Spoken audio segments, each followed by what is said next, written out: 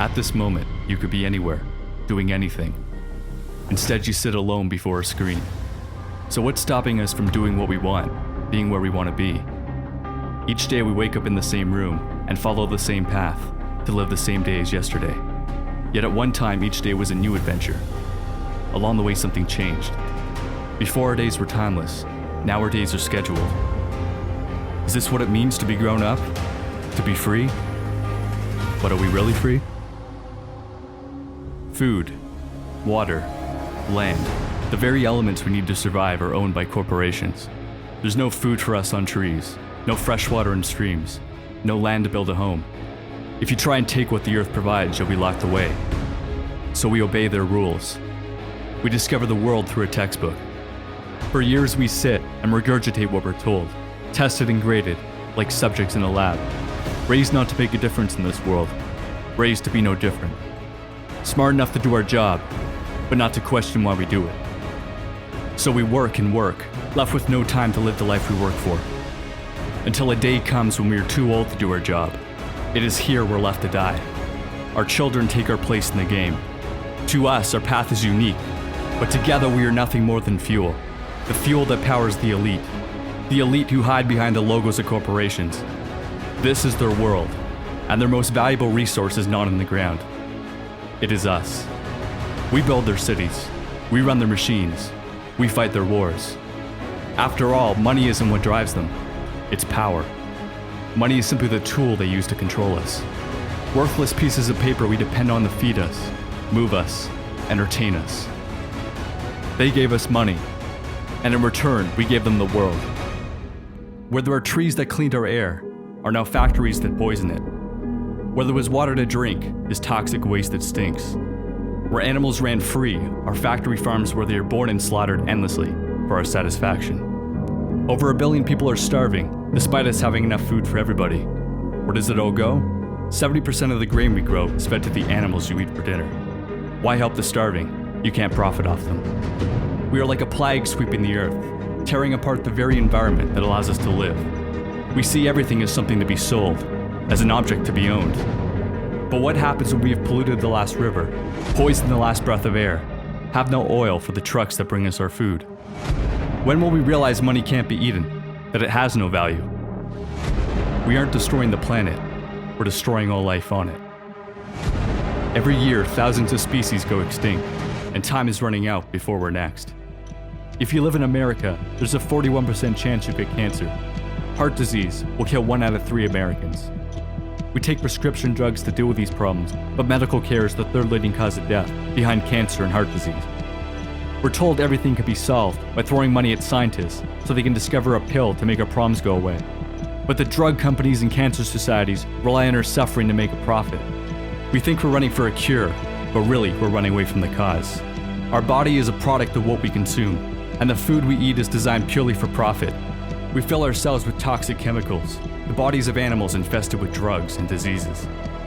But we don't see this. The small group of corporations that own the media don't want us to.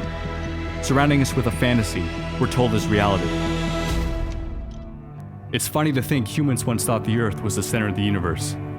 But then again, now we see ourselves as the center of the planet.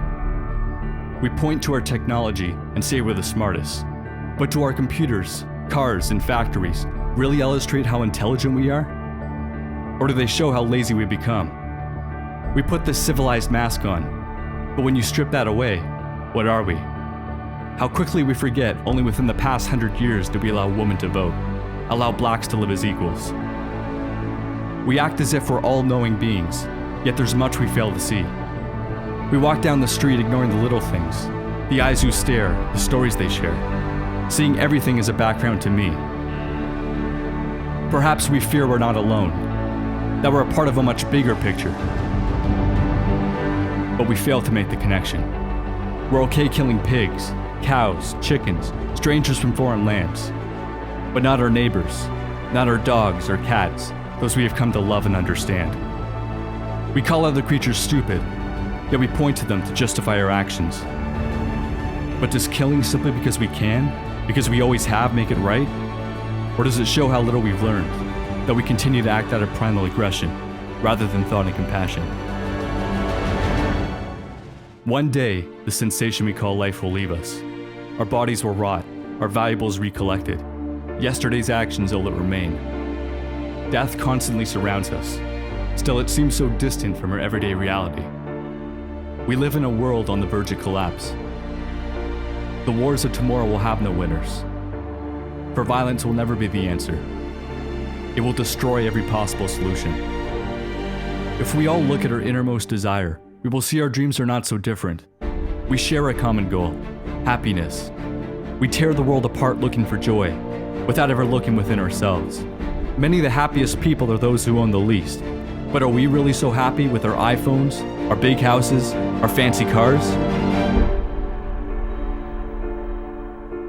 We've become disconnected, idolizing people we've never met. We witness the extraordinary on screens, but ordinary everywhere else. We wait for someone to bring change, without ever thinking of changing ourselves. Presidential elections might as well be a coin toss. It's two sides of the same coin. We choose which face we want, and the illusion of choice, of change is created. But the world remains the same. We fail to realize the politicians don't serve us. They serve those who fund them in the power. We need leaders, not politicians. But in this world of followers, we have forgotten to lead ourselves. Stop waiting for change, and be the change you want to see. We didn't get to this point by sitting on our asses. The human race survived not because we are the fastest or the strongest, but because we work together. We have mastered the act of killing. Now let's master the joy of living.